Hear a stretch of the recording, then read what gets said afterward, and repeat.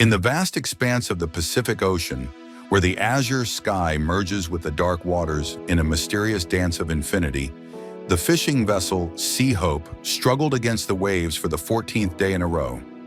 Captain Mark Jensen, a descendant of Danish sailors with silvered temples and stormy sea-colored eyes, stood still at the helm.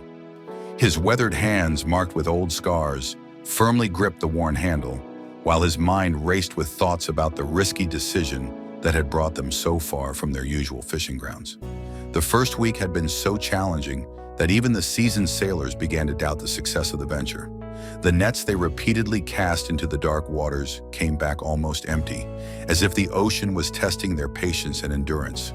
Han Zhao, a young mechanic with golden hands and a dreamy gaze, spent long hours in the engine room every evening, trying to get the most out of the aging engines.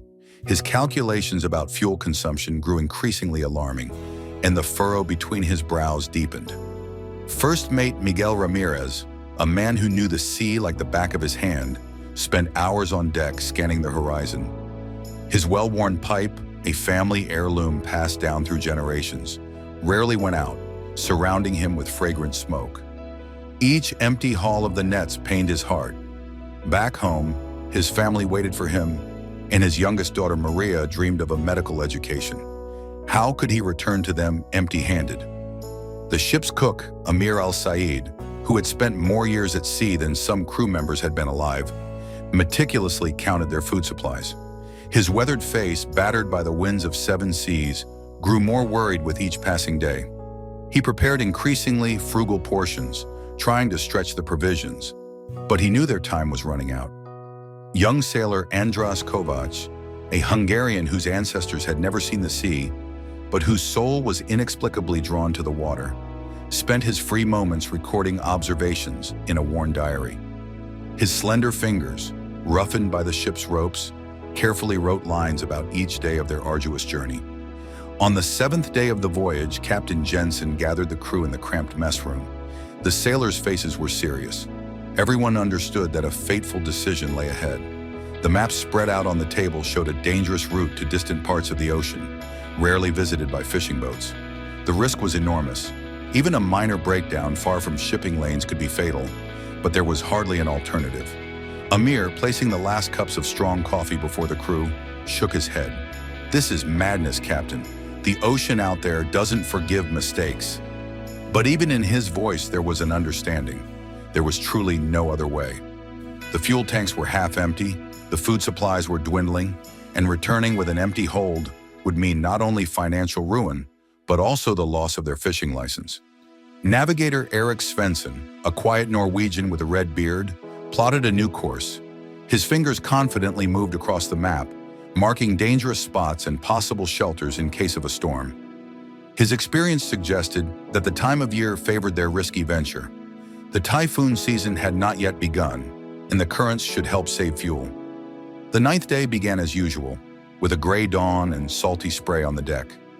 No one could have guessed that it would become a turning point in their fate.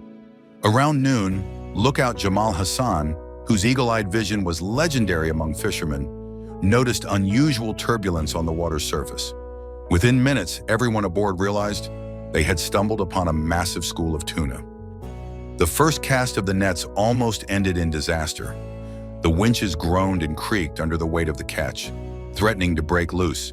Han Zhao, descending into the engine room, personally monitored the operation of every mechanism. His hands flew over the controls, adjusting oil flow and cooling while the crew above fought with an unprecedented haul. The deck quickly turned into a silvery sea of wriggling fish bodies. Ramirez directed the loading, his booming voice cutting through the noise of the waves and the cries of seagulls that seemed to appear from nowhere. Every crew member worked to their limit, knowing such an opportunity came once in a lifetime. 2 days blurred into an endless cycle of casting and hauling nets. Muscles burned with exhaustion, and hands were raw and bleeding even through gloves, but no one thought of rest.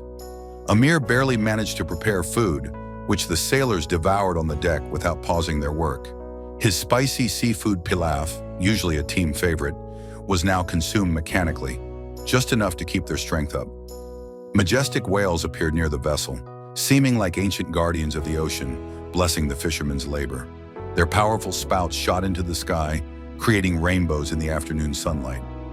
Despite his exhaustion, Andras never forgot to jot down notes about these encounters, knowing that one day they would become precious memories.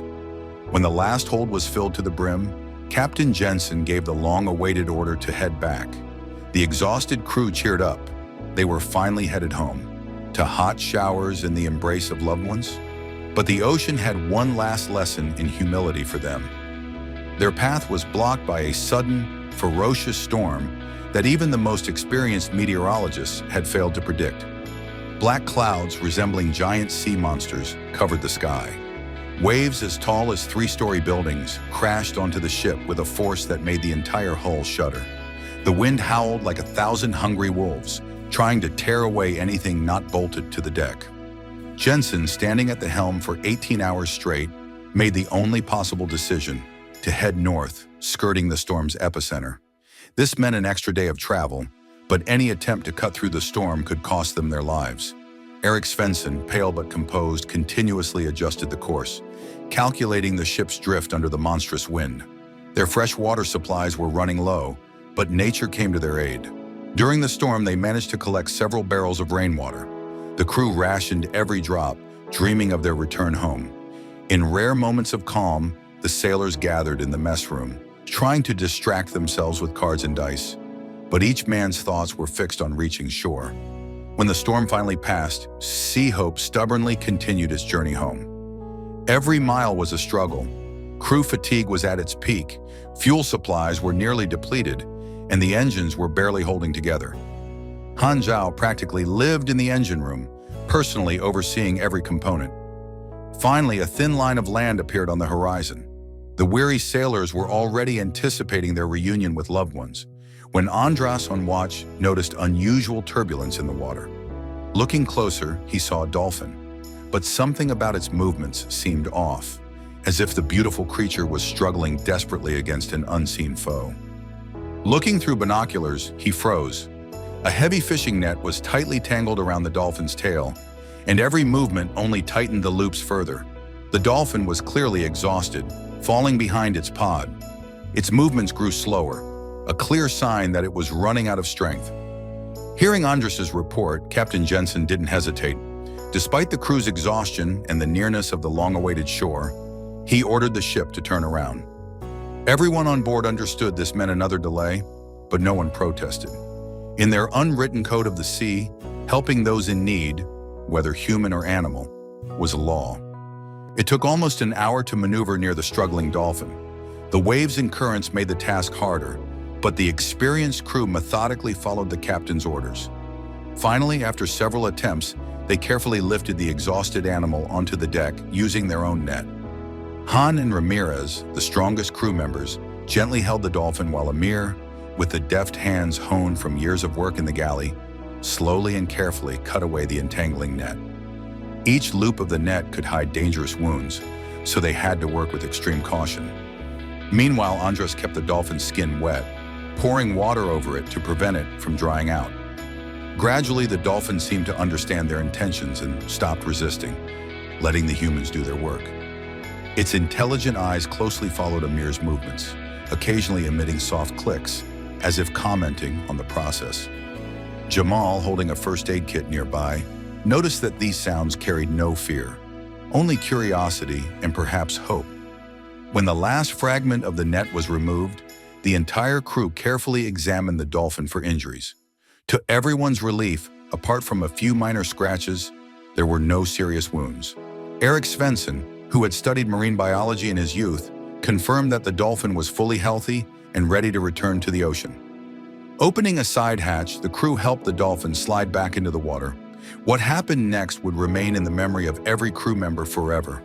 The freed animal didn't swim away immediately, but began leaping out of the water near the ship, displaying incredible grace and strength. Its jumps were filled with such unrestrained joy and freedom that even the toughest sailors couldn't hold back their smiles. For nearly an hour, the dolphin stayed with the ship, diving underwater and reappearing with sprays of water, as if thanking every member of the crew. Andras couldn't stop writing, his pencil flying across the pages of his journal, trying to capture every moment of this incredible display. Jamal, with his sharp eyesight, noticed that other dolphins were gradually joining the lone one.